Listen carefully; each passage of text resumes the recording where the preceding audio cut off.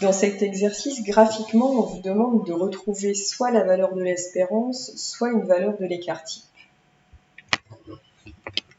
Une courbe est tracée et une R, pas n'importe laquelle, une R qui vaut 0,95 a été coloriée.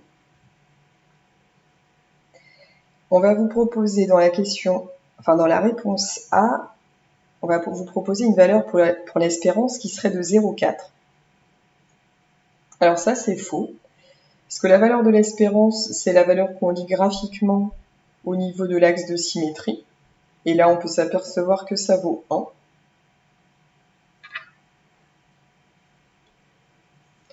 Pour la même raison, l'espérance valant 0,95, ça vous est proposé parce que l'air faisant 0,95, vous allez peut-être confondre R et espérance, pour ceux qui n'auraient pas l'habitude, mais ça reste faux. L'espérance ici vaut 1. Et maintenant, on va vous proposer des valeurs pour l'écart-type. Alors, ce que vous devez savoir, c'est que ce 0,95, ça correspond à la façon dont on s'écarte de deux écarts-types à gauche et à droite par rapport à l'espérance. Ici, l'espérance vaut 1. Si on s'écarte de deux écarts-types, on est ici et là.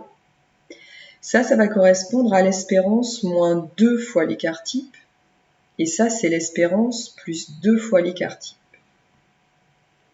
Ça, c'est quand on a une R de 0,95. Donc, l'espérance plus 2 écarts-types, si on l'écrit comme ça, eh bien, c'est égal à 1,4 d'après notre dessin. Or, ici, l'espérance vaut 1. Si on remplace, ça veut dire que 1 plus 2 fois, ou si on met écart-type,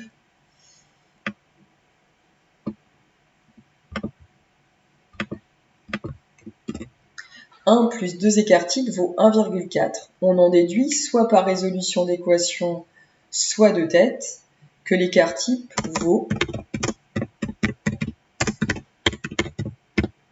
0,2. C'est 2 multiplié à 0,2, ajouté à 1, qui va donner 1,4. Donc la réponse ici, c'est N. Cette réponse-là est vraie. Au revoir.